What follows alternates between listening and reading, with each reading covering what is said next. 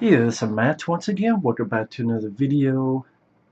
And I know the lighting is weird because it looks like a nuclear explosion just happened outside, but in a way I kind of like it.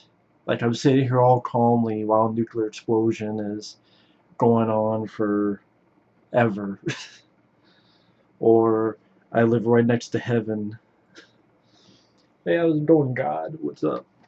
So, but what this video is about, I kind of did this when I did the Blu-ray update, but a little bit more in depth on this set. And plus, for people who didn't see that video, to specifically talk about the Critters Blu-ray collection from Screen Factory. Now, last time I checked, I don't know if it is right now, but last time I checked, it was going for $70. This is now worth $70. I mean, it's 4 movies. And I think most of you, if you do like the Critters, you probably only can't even talk right. You probably only like the first two. You probably don't give a shit about 3 and 4. So that'd be like $70 for 2 movies. No, I like all 4 movies. The second one's my favorite, then the first. 3 and 4, I would say I like 4 a little bit more than 3, because 4 I like Brad Dourif, I like Angela Bassett. It's a little bit more of a serious, darker movie. Um, It's fun. Well, I'll get to that when I review. I reviewed these in the past, the movies, but I'm going to do it again. More up-to-date thoughts on it. But I would say it's 2, 1, 4, and then 3. But I can watch all 4. But I was lucky to pick this up for about $43. And it is worth that. It's easily worth 43 bucks. So I would say if you are a fan of the Critters and you want this, put it on your wish list and or check it every day. Because one day it went to $43, and 1 or 2 days later it went back to 70. So any day it could change. I don't know. I don't know how that works, but you never know. It could always change, and then pick it up then. But anyway, let's get to the packaging. I like the packaging. It's simple but effective. You have the critters' faces on there, various critters' faces, smooth, sturdy.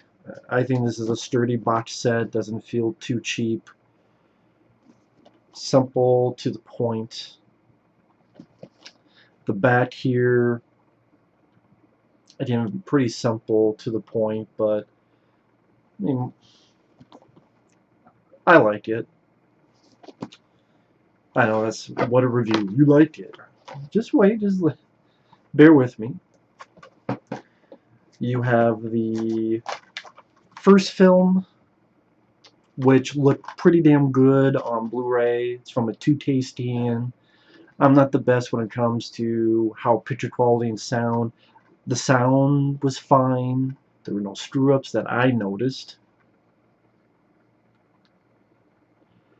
The picture quality is the best I've seen the film look.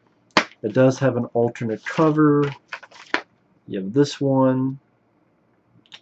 And then I think most people remember this, which I always remember this from the 1990 Ninja Turtles film, because Raphael comes out and he's like, who comes up with this stuff? Because they're both New Line Cinema. It's funny, like this was the big selling point of the film, but that's only in it. It feels like 5 minutes and never comes back in the sequels. Which you do kind of get from the features why it never came back in the sequels.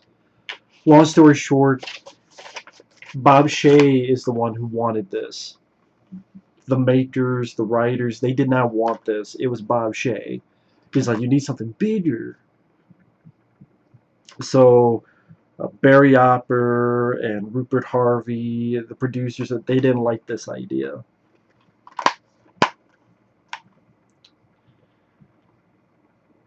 But getting to the features, I am surprised that this got over an hour-long documentary. It's like an hour and 11 minutes long. Very good documentary. My only gripe is I wish Scott Grimes, who's the star of the first two, was interviewed. It even says back here, feature interviews with Dee Wallace, Scott Grimes, Don Opper, Terrence Malick. Apparently, he was going to do an interview, but something fell through at the last minute. I'm guessing it's that Orville TV show. He probably had to do stuff on that. I think there's written interviews from 2017, and he seems proud of these movies. Like if there was a new one, he would gladly love a chance to direct it. Or there's a written interview somewhere. I don't know about an on-camera interview, but it's like from 2017, so it doesn't seem like he's embarrassed by them. But I guess it's just timing. I guess they did the packaging before that, which is weird. I would think you would do the packaging last. What do I know? So that's one of my only gripes with the documentary. Disney is very thorough. You have Dee Wallace, like I said, Terrence Mann, Don Opper, producer Barry Opper, the Kyoto brothers. It would have been nice to hear from some of the other actors and the director, like Stephen Herrick. I mean, he went on to do Bill and Ted's Excellent Adventure and other movies. Would have been nice to hear from him and his thoughts on the making of the film. Also, maybe Billy Greenbush or even the girl who played the daughter character. But they go into the inception of the film. They have an interview with Brian Muir, or as it says here, Dominic Muir. Which there's also about a 20-minute featurette on him because he passed away. Because there's an interview from him in like 2008, and then the others are new. And unfortunately, from 2008 to now, he passed away, I think, from cancer. And again, there's for Brian, attribute the screenwriter Dominic Muir. I guess Dominic was his middle name, and he used that because he liked the name of it. Later on he regretted it because he's like, oh, I wrote Critters. Really? Your name's Brian, but it says they're Dominic. No, I got it. Then he had to explain it. On that feature, it was interesting. He came up with the idea, the story, then him and Stephen Herrick wrote the screenplay and decided to make it. The rumor is who's going to direct it was based on a coin toss. It was either going to be Brian Muir or Stephen Herrick, and Stephen Herrick won the coin toss. And the other people are like, we don't know if that's true, but it's a hell of a rumor, hell of a story. But the actual making of it is very thorough. They go into the creature designs. They go into the inception. It was not a rip-off of Gremlins. It was the story was thought of before Gremlins. Because Brian Muir liked the idea of, alien convicts that escaped. That's the setup of the movie. And they go through how they did the effects on the bounty hunters, Terrence Mann, they cast him. At first, some of them wanted Billy Idol for that role. I'm not going to go too much on what's in the documentary because that would ruin it for people. Because if I gave all the information, then you watch the documentary, it's like, well, I already heard it all from me. So those are a couple things I'll mention. But it's called They Bite, the Making of Critters. Very in-depth. For over an hour long. It's nice that this film got the justice it deserved. There's also 2 commentary tracks. There's one with producer Barry Opper and star Don Opper, which is moderated. And then there's another with the Kyoto brothers. I honestly think the one with Barry Opper is the better one because the moderator keeps things moving along. There's not much dead air. But the Kyoto brothers, there's some bits of dead air. And it was there, but to be honest, you get most of the information you want from the documentary. I mean, you could give a once-over listen, because they seem like pretty cool guys, but I don't think it's a commentary I would ever listen to again. You also have stuff like TV spots, trailers, still gallery, alternate ending, which is not much difference. It's just when they ended the film, the family saw that their house was blown up. They go into Emmett Walsh, the sheriff's car, they drive away. They don't have a house, but they have each other. Bob Shea, this is one of the two things he wanted. He wanted a bigger threat at the end, and he wanted a more happy ending.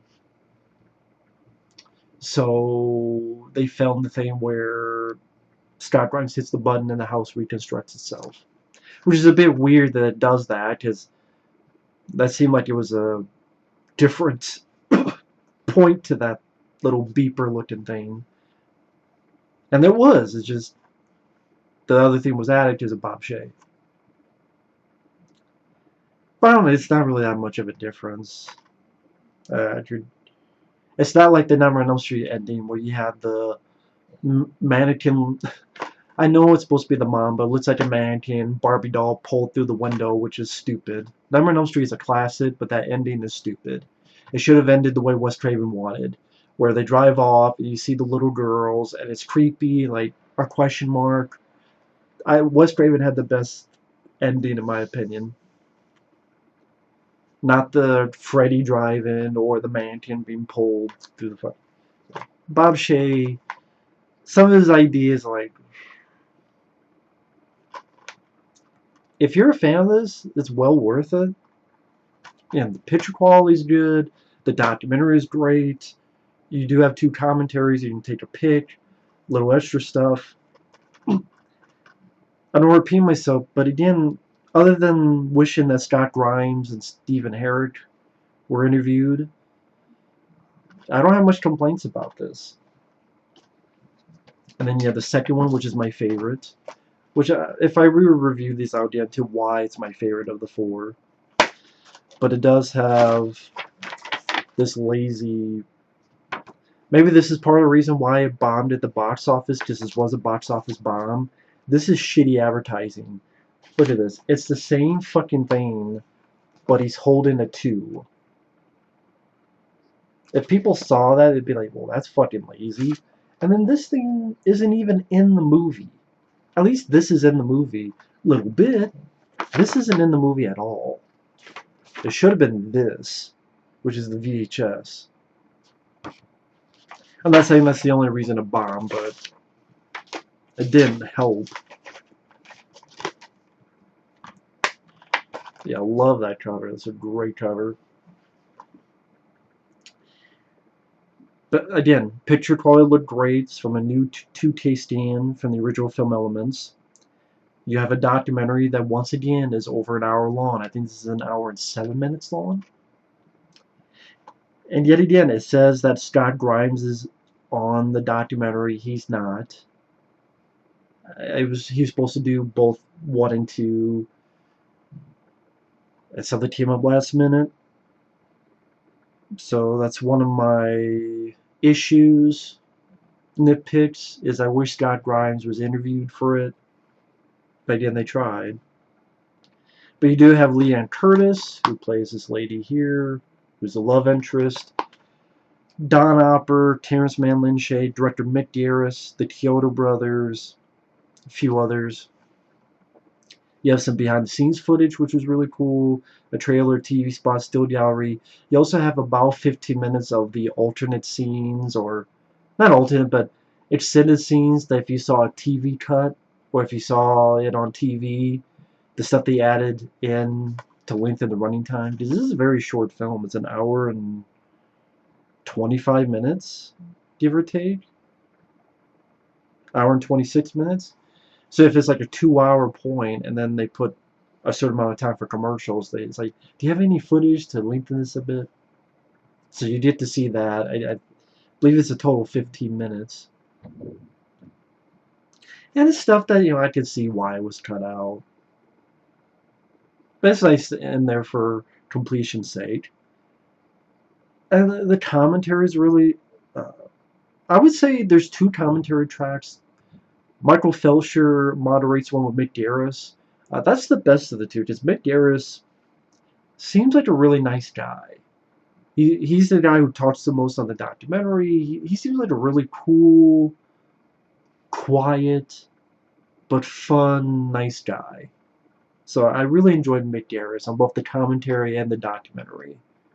He's a guy that seemed like be cool to, meet, and not pretentious. total opposite pretentious.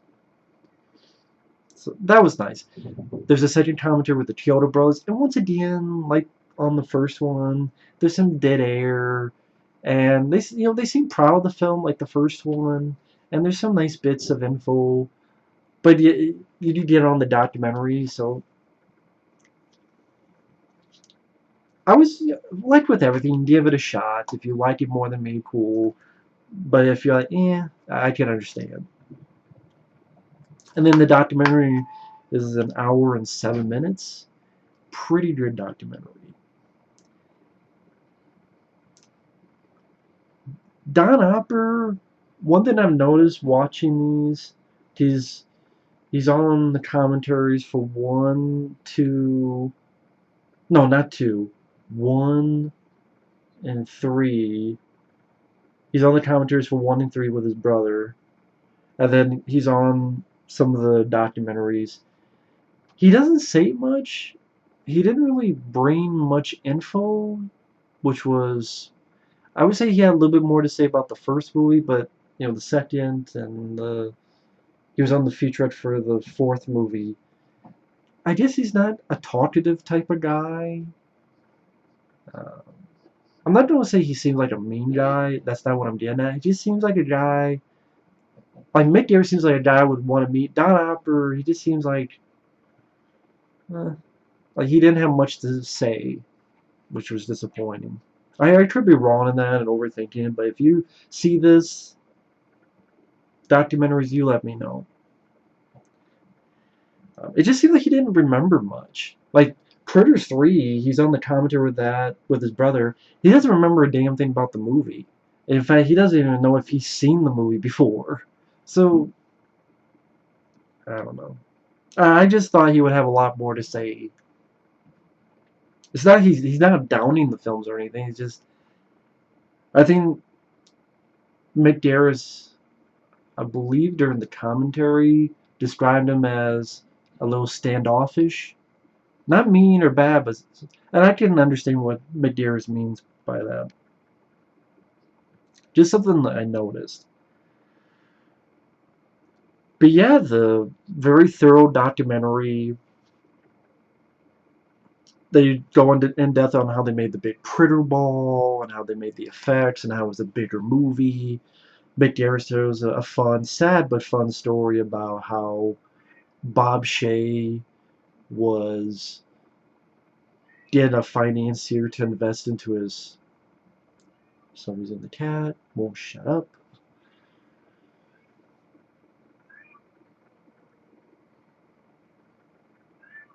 What is the deal with this cat?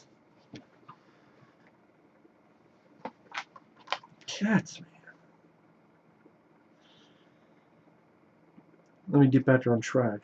What I was saying was Bob Shaye, this investor, was going to put money into a company, New Line Cinema. He's like, oh, we have a new movie coming out. Bob Shaye told the investor, there's Critters 2, let's go to premiere. And the two of them went to the premiere and no one showed up. That's how bad the film flopped. So the financier did not give the money to Bob Shaye. And Bob Shaye did not tell Mick Garris this until like 30 years later.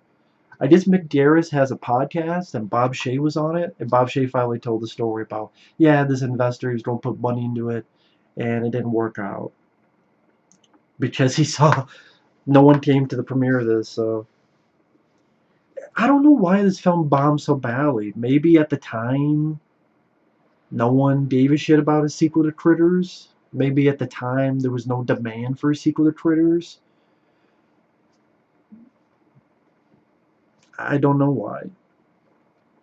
1988 was a good year for movies though, and sequels. Because 1988 you had Nightmare on Elm Street Part 4, which is my favorite Elm Street film. Friday the 13th Part 7, which is one of my favorite Friday the 13th films. Phantasm 2, which is my favorite Phantasm film. And I reviewed all these movies on the channel. I reviewed all the Friday the 13th, Elm Street's, Phantasms on my channel. Critters 2. I think Ghoulies 2, which is my favorite Ghoulies film. I know there's more. Plus there's the Blob remake from '88 and one of my all-time favorite films, '88 was a good year. Rambo 3, which I love, Die Hard. One of the best years for movies, like '86, '88. I mean, so it came out in a hell of a year. Then you look at sequels in '89, it wasn't so good because you had Elm Street 5, which I thought sucked. Friday the 13th Part 8, which I can watch. I don't. It's not that I like it. It's just like a time waster for me. I don't. It doesn't make sense. And then Halloween 5, which I hate. But sorry, get back to this. So I thought that was a fun story. And they talk about how they got away with the PG-13 with all the titties. Because the bounty hunter, one of them, forms to this playmate with titties. How they got away with PG-13 was the MPA did not care because there was no sexual... There's nothing... There's no sex involved. There's nothing sexual about it. She just was bared breasts. Again, shows what the MPA are... I think even McGarris complains about the MPA. They got away with PG-13 fine, but he still complains the MPA, like, they're weird. Oh, another thing, the actress who played that bounty hunter, she sadly passed away a couple years after this from a car crash, which that was sad here. But yeah, you did a lot of good info. It's a great documentary. Again, one of my only issues is I wish Scott Grimes was interviewed. I wish that I was able to follow through. But still, if you're a fan of the film, it's a damn good documentary. And again, the picture looked great. I liked the cover they used. The sound was fine, as far as I noticed. The commentary with McGarris was pretty good. So, definitely two very worthy releases. It's been a long time coming. I'm glad these got the respect they deserve.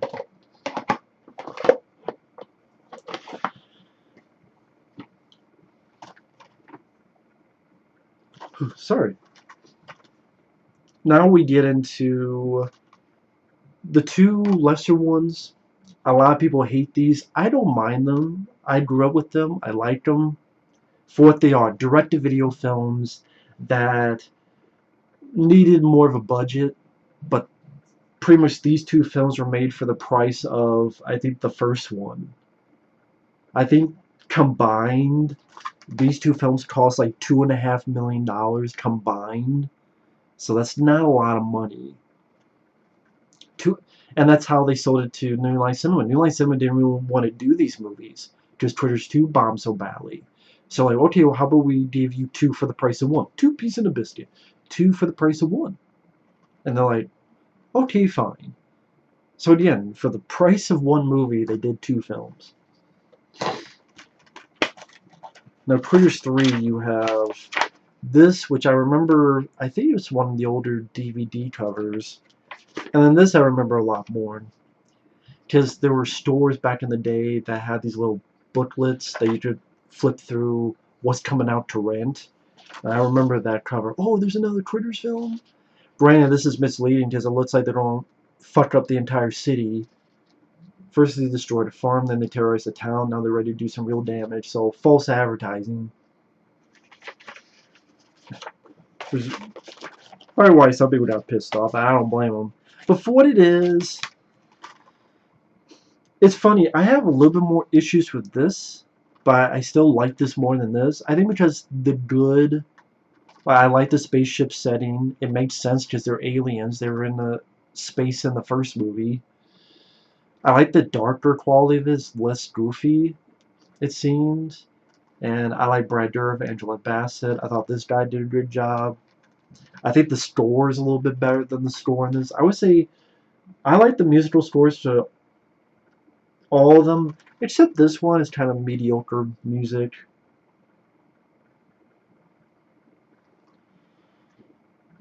You know, the film looked fine on, Blu-ray quality, sounded fine. There's a commentary with moderated as with Barry Opper, Don Opper. Like I said, Don Opper doesn't even remember anything of the movie, and he doesn't even know if this is the first time he's seen the movie or not. So he didn't really bring much. But Barry Opper is a little bit more informative. There is about a 26-minute making of, which you have Barry Opper, screenwriter David J. Scow. He's the guy who wrote Texas Chainsaw Massacre 3. He was good. I wish they had him on the commentary. It was interesting hearing from him. Apparently he was on the set of Critters 2, which was interesting. They talked about the idea of making these films back to back, where they filmed. They do mention Leonardo DiCaprio, and apparently later on they mentioned there was a VHS tape release with Leo's picture on it, and so that got Leo, I guess, pissed off. He's like, oh, that's an awful film. I don't want to talk about that.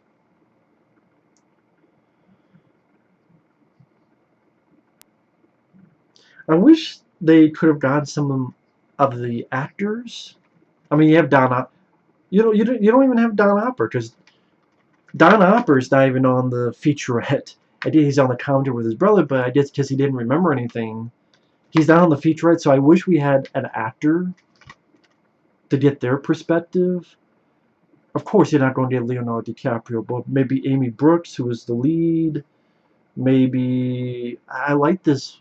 I forget her name. Marcia, the character Marcia. I think it was Marcia. She was a handy woman. I thought she was badass. She was likable. I wish they could have gotten her or any of the characters, but they don't. Also, the director Christine Peterson, she's not interviewed, so I guess she's not a fan of the movie or something. So yeah, there's a couple people I would like to have heard from. The Kyoto brothers, I guess they mentioned how they were able to put a little bit more detail in the animatronics of the critters. So technically the critters do look a little bit better, but they talk about how heavy they were, some of the problems on set, like the sprinkler went off at one point, and they had to cover everything up because they couldn't find the valve because they were shooting this, I guess, shut down supermarket that was used for the place they were at. And there's also a point where the set caught on fire.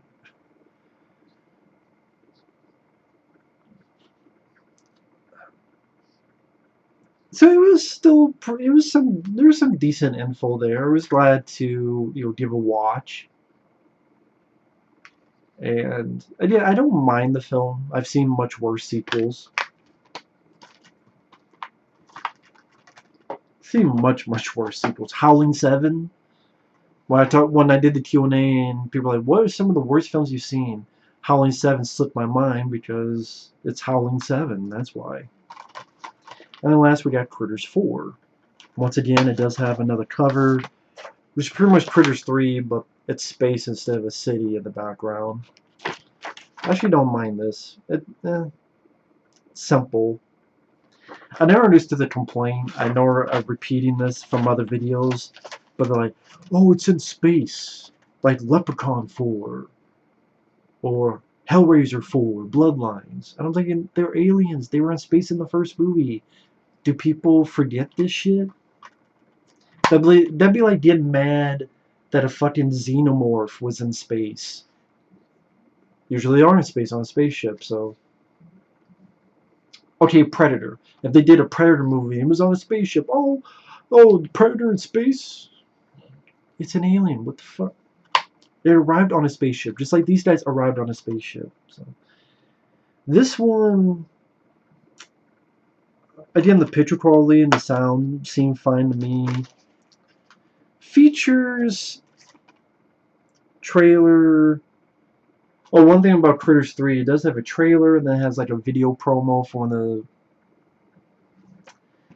I just more like a VHS trailer. Best way to describe it. And then this one has a trailer still gallery. Has a featurette that's about 21 minutes long. You have the Kyoto brothers, Terrence Mann, Don Opper's on this one. Screenwriter David J. Scow, because he worked on both. Producer Barry Opper. And there's one commentary track that's from director Rupert Harvey. Which, to be honest, I didn't care for the track. Michael Felcher moderated that like he did for Critters 2 with Mick Garris. But, like, with Critters 2, it seemed like they talked more about the movie. Critters 4, like a good half of it, of the commentary is talking about Rupert Harvey's past and working with Roger Corman and working with all these other movies. I'm like, when are you going to get to working on Critters 4? Eventually they do talk a little bit about it, but I don't know. Or maybe Rupert Harvey just not as fun to listen to compared to Mick Garris. And it's funny, I watched this making of, and I don't remember much info about it. What's funny, this guy is never mentioned and never interviewed. And I liked him. He's the lead. Paul Whithorn. It's the last film he did, but he's never mentioned. He's never really talked much about in the commentary. He's never mentioned on the making of. I'm like, he's the star of your film. I feel bad for this guy. I think this guy did fine. It's sad he never worked again. I don't think he did that bad of a job. He's never mentioned. I think that sucks. It's like they just forget about him. I'm sorry, I keep showing it, but you know, he's pretty. I thought he was pretty good in the flick. But they talked about how it was a darker film. They talked about how it was cool. They made the inside of a spaceship with not much of any money. It seemed like most of that 2-for-1 money was made for Critters 3. So Critters 4 had not much of anything. The Kyoto brothers didn't have much to say other than saying it's Critters 4 is known as Critters Light because there's not much critters in there. And it's true. That's one of the problems with the film. There's not much critters in the movie because for the most part it's just 2 critters. And then there's a bit later on where there's a bunch of little baby critters for like one scene. But for the most part it's just 2 critters. So I think this is considered the worst one because of that, which I can't argue that. I mean, you're going to see a Critters movie, you should see a lot of Critter stuff, and there's more Critter stuff in Critters 3 than this. But the Kyoto Bros mention how there was a certain plan, and just like the script which changed. They don't go in detail, though, what the original plan for Critters 4 was, and what the changes were to the script. I wish they had gone more into that. Like, what was the original plan? ET mentioned there was an original plan. What was it? I wonder if like some of the stuff got damaged from Critters 3, so they couldn't have a lot of stuff for Critters 4. Also, I think at this time, one of the Kyotos mentioned they were working on Ernest Scared Stupid, which I like that movie, but I'm an Ernest fan. That's my favorite Ernest film, Ernest Scared Stupid. He was probably working on the troll thing in that. So it was more of their assistants working on Critters 4. But like I said, it's like 2 critters. Body count. There's the captain, which is one of the grislier deaths. You know, critter eating the inside of a mouth. Then the one guy who's in the pharmacy. There's like a couple soldiers pretty much eaten off camera. And then Terrence Mann. They do talk about why they turned his character evil. There was sort of Barry Opper or Rupert Harvey's decision. That wasn't David, the writer's decision. He's like, it wasn't my decision. It was Barry Opper and Rupert Harvey's decision. They thought, give a finality that this is the final one, and a little bit more for Charlie, Don Hopper's character, to play with. Although David had a funny thing where he said if we did Critters 5 and we needed to, we'd always say it was a clone of Ugg, Terrence Mann's character, and the real one is out there. Which usually that would be stupid, but for this kind of movie, when you got bounty hunters that could look like anybody, and critters and stuff, cloning would be normal, honestly.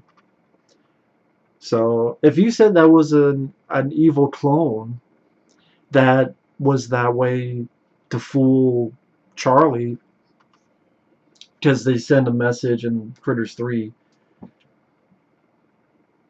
you know what? I buy it. But yeah, I wish they would have got some of the actors. I mean, you're not going to get Angela Bassett. Maybe Brad Dourif or this guy, if this guy's around anywhere, or something. There's not many actors in the film. I don't know. I like the cast. I like some of the bits of humor. Like Brad Dourif. The story was, I thought, decent. I thought Don Hopper definitely had a bit more to do in this movie compared to some of the other ones. So, but yeah. Overall, again, it would have been nice to hear from a few people like Scott Grimes or the director of Critters 3 or some of the actors from Critters 3 and 4. Not much to complain about, other than the price of $70. That should not even be a starting point, Stream Factory. To start this off on Amazon, I don't know if that's Amazon's choice.